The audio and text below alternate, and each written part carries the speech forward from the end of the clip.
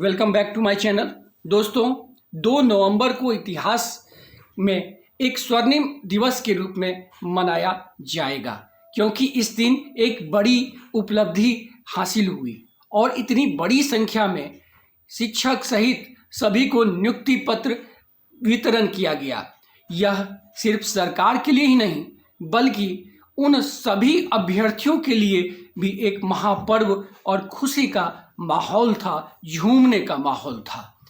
दोस्तों इनमें सबसे महत्वपूर्ण यह है कि सभी को प्रोविजनल नियुक्ति पत्र तो प्रदान कर दिया गया है और कुछ दिनों में उनका डॉक्यूमेंट्स वेरिफिकेशन हो जाएगा। अर्थात यहाँ इस बात को मैं स्पष्ट कर दूं कि जो डॉक्यूमेंट्स वेरिफिकेशन हुआ था उसके बाद सफल बीपीएससी उत्तीर्ण जो भी अभ्यर्थी हैं, नियोजित शिक्षक सहित सबका विभागीय डॉक्यूमेंट्स वेरिफिकेशन होगा और उसके उपरांत जो है वह मूल नियुक्ति पत्र उन्हें प्रदान किए जाएंगे। इस प्रकार से नियोजित शिक्षकों को मूल विद्यालय में भेजा गया है। यह आप सभी लोग जानते हैं कि सभी नियोजित शिक्षक जो पूर्व से कार्यरत हैं उनको अपने पूर्व के विद्यालय में ही भेजा गया है और इस बीच 13 से 18 नवंबर के बीच इन सबों का प्रशिक्षण भी तय हो चुका है। ये सभी टीचर्स जो हैं, ये नियोजित टीचर्स सभी अपने बीआरसी में ही जो है प्रशिक्षण इनको करनी है। मैं आपके बीच एक महत्वपूर्ण मुद्दा को लेकर के दोस्तों आया हूं। आप निश्चित रूप से पूरे वीडियो को देखेंगे, एक एक पहलू को हमने टच करने का प्रयास किया है और आप सबों को यह वीडियो निश्चित रूप से एक असमंजस की स्थिति से दूर करेगा। दोस्तों कल वह दिवस था जिसमें सभी सफल नियोजित शिक्षक जो हैं थे और उसके लिए एक बहुत बड़ा खुशी और महापर्व का दिन था। दोस्तों इन खुशियों के माहौल में एक खास नियोजित शिक्षक का वर्ग था जो पूरी तरह से उन्हें खुशी का एहसास नहीं हो रहा था। अब ये खास नियोजित शिक्षक का वर्ग कौन थे? कुछ ऐसे शिक्षक थे जो अपने ही संवर्ग में उत्तीर्ण हुए। मान लीजिए 1 to 5 में जो शिक्षक पूर्व से वर्षों से कार्यरत हैं वो पुनः 1 to 5 में ही उत्तीर्ण हुए। 9 to 10 जो है वो पहले से ही नियोजित शिक्षक थे, वो भी क्या किए, फिर से उसको उन्होंने फॉर्म फिलअप किया और फिर उसी में सेम संवर्ग में उत्तीर्ण हुए। 11 से 12 में भी सेम संवर्ग में उत्तीर्ण हुए। तो इनके बीच जो है असमंजस की स्थिति बनी हुई है। ये खुश रहते हुए भी एक असमंजस की स्थिति में थे और इन्हें पूरी तरह से खुशी का एहसास नहीं हो पा रहा था। उनके बीच ये पूरी तरह से खुशी का एहसास नहीं होने के कारण एक बहुत बड़ा डर है और वह है कि उन्हें उनका पूर्व किया हुआ सेवा काल क्या होगा।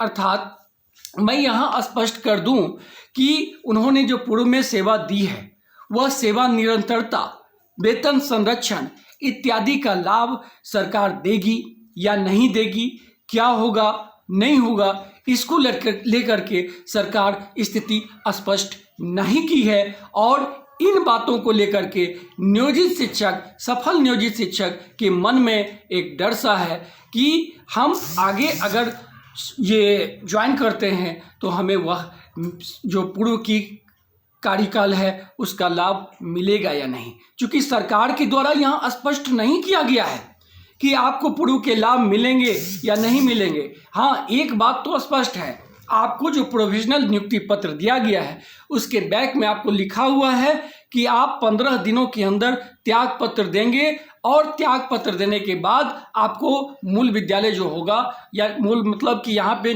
मूल नियुक्ति पत्र जो होगा उसके अनुसार से आपको ज्वाइनिंग करनी है। तो यह एक बहुत ही महत्वपूर्ण मुद्दा है। सरकार को यहाँ निश्चित रूप से सफल नियोजित शिक्षकों को यह तय कर देनी चाहिए, एक क्लियरेंस होनी चाहिए कि उन्हें सेवा निरंतरता का लाभ मिलेगा या नहीं, उन्हें पूर्व के वेतन संरक्षण का लाभ मिलेगा या नहीं। तो दोस्तों यह बात निश्चित रूप से क्लियर होनी चाहिए और मैं वीडियो जो आप सभी लोग देख रहे हैं, मैं आप सबों से निवेदन भी करता हूं कि यह वीडियो जो संदेश हमारे द्वारा दिया गया है वह सरकार तक पहुंचनी चाहिए। आप अगर जुड़े हुए हैं कहीं ना कहीं तो हमारी वीडियो को वहां तक पहुंचाइए। और मेरा एक अपील है उन सफल नियोजित शिक्षकों के लिए भी सरकार से एक बड़ी अपील है कि उनको भी वेतन संरक्षण का लाभ, सेवा निरंतरता का लाभ मिलनी चाहिए, क्योंकि वो पूर्व से ही कार्यरत रहे हैं। दोस्तों, सवाल उठता है कि वैसे नियोजित शिक्षक जो 1 to 5 को लेकर के वर्षों से कार्यरत हैं, उन्होंने संघ के मना करने के बावजूद भी उन्होंने फॉर्म फिलअप किया और वह सफल भी हुए।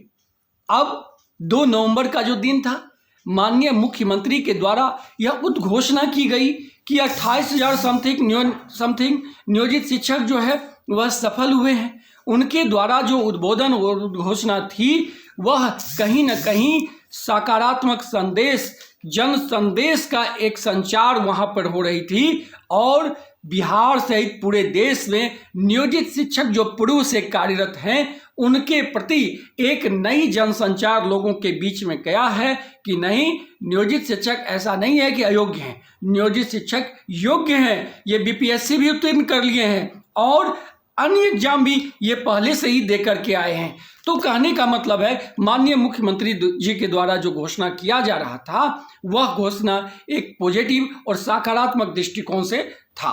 अब इतने नियोजित शिक्षक सफल हुए तो कहीं न कहीं नियोजित शिक्षकों को मान बढ़ाने का एक माध्यम भी हुआ। दोस्तों, उनकी एक असमंजस की स्थिति बनी हुई है और वह अन्य बातें ये भी है कि जो नियोजित शिक्षक पूर्व से कार्यरत हैं, मूल विद्यालय में बने हुए हैं, उन्हें अन्य दूसरा जिला आवंटित कर दिया गया है। अब उन्हें एक यह भी बहुत बड़ी समस्या है, एक असमंजस की स्थिति है और इसके अलावे भी जो है, हाँ, हो सकता है कि बीपीएससी उत्तीर्ण शिक्षकों की जो है वह वेतन थोड़ी बहुत इससे बेहतर जरूर हो। उनका जो वर्तमान का वेतन संरचना है वह आप ये जान लीजिए 28,000, 29,000 समथिंग इस तरह से वर्तमान नियोजित शिक्षकों की वेतन स्ट्रक्चर है, मूल वेतन है। अब जो नए बीपीएससी उत्तीर्ण शिक्षकों का या अभ्यर्थियों का जो मूल स्केल रखा गया है उसमें जो मूल वेतन रखी गई है 1 to 5 के लिए 25,000 और 9 to 10 के लिए जो है वह 28,000, 31,000 और 11 to 12 के लिए जो है वह 32,000 रखी गई है। अब दोस्तों, इसमें से तो इससे तो ज़्यादा अभी जो है मूल वेतन शिक्षकों को मिल रहा है, तो शिक्षकों के बीच में इसलिए भी एक असमंजस की स्थिति बनी हुई है कि हम नए ज्वाइनिंग में जाते हैं तो क्या हमें पूर्व का लाभ मिलेगा या नहीं। इसको लेकर के हमने पूर्व में आपको स्थिति स्पष्ट कर दिया है कि इनको लाभ के बारे में कोई सरकार के द्वारा स्थिति स्पष्ट नहीं की गई है। वेतन संरक्षण, सेवा निरंतरता को लेकर के असमंजस की स्थिति बनी हुई है। मैं बार बार यह बात कर रहा हूं कि सरकार तक यह सूचना पहुंचनी चाहिए। हमारे इस वीडियो को अगर जो लोग देख रहे हैं वह पहुंचाएं। मेरी एक बड़ी अपील है कि उन नियोजित शिक्षकों के लिए जो उत्तीर्ण हुए हैं उन्हें भी यह लाभ मिलनी चाहिए। चूंकि नियोजित शिक्षक किंग कर्तव्य मूलन की स्थिति में हैं, क्या करें क्या ना करें, क्योंकि माननीय मुख्यमंत्री ने 2 नवंबर के दिन जो है वह घोषणा किया है नियोजित शिक्षकों को लेकर के कि आप नियोजित शिक्षक भी चिंता ना करें, मैं एक एग्जामिनेशन लूँगा, यानी विभाग के द्वारा एक मामूली सी परीक्षा ली जाएगी और उसमें उत्तीर्ण नियोजित शिक्षकों को भी मैं परमानेंट करूँगा, अर्थात सरकारी कर्मी कर दूँगा। यहाँ इस शब्द से आप लोग तो वाकिफ़ हैं, इस शब्द का कोई जो है मीनिंगलेस नहीं होना चाहिए। सरकारी कर्मी अर्थात उनका यही कहना था कि आप राज्य कर्मी बनेंगे एक मामूली से एग्जाम के बाद, और यह examination Bihar school examination board के द्वारा लिया जाएगा। इस बात से आप लोग ज्ञात हैं।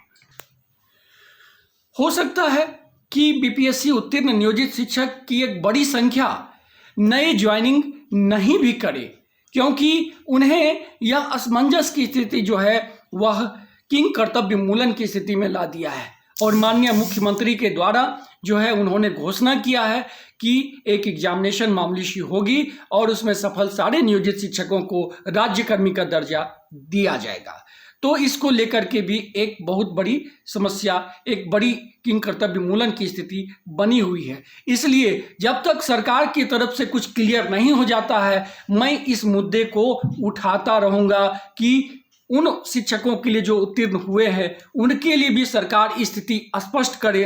साथ ही साथ जो घोषणा माननीय मुख्यमंत्री जी के द्वारा हुआ है वह भी जल्द से जल्द नियोजित शिक्षकों की एक एग्जामिनेशन ले लेनी चाहिए, ताकि यह भी खुशी के माहौल में दिवाली होली सब एक साथ मनाए और सरकार से कदम मिला के चले। शिक्षा की गुणवत्ता जिस प्रकार से नियोजित शिक्षकों ने बढ़ाई है और ज़्यादा तीव्र गति से समाज के लिए सुखद रहेगा। तो दोस्तों, सरकार को कहीं ना कहीं इस मुद्दे पर जरूर और शीघ्र विचार करनी चाहिए और निर्णय ले लेनी चाहिए।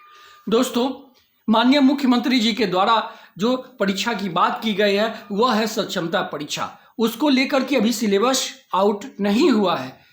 संभावना है कि एक आध सप्ताह के अंदर सिलेबस भी आपके सामने आ जाएगा और मैं आपको विश्वास दिलाता हूं जैसे ही सिलेबस आएगी मैं उसकी तैयारी भी आप सबों के साथ करवाऊंगा। विशिष्ट शिक्षकों को अपने चैनल के माध्यम से लाऊंगा और आप सबों की सहायता में मैं जरूर जो है इस कार्यक्रम को आगे बढ़ाऊंगा। इसलिए दोस्तों, आप सबों से निवेदन है, यदि आप हमारे चैनल से नहीं जुड़े हैं तो आप शीघ्र ही सब्सक्राइब कर दें। मेरा वीडियो अच्छा लगे तो लाइक कर दें और अधिक से अधिक आप शेयर करें। शेयर करना ना भूलें ताकि जो नियोजित शिक्षक नहीं जुड़े हैं तो वो भी उन तक भी वह सूचना पहुंच पाए, सरकार तक भी यह सूचना पहुंच पाए। और यह आप सबों से एक रिक्वेस्ट है, मैं पूर्व में भी जिस प्रकार से एग्जामिनेशन में आप सबों की सहायता किया हूँ, कई नियोजित शिक्षकों ने हमसे बात भी किया है और मैं उनकी बात को लेकर के तैयार हूं।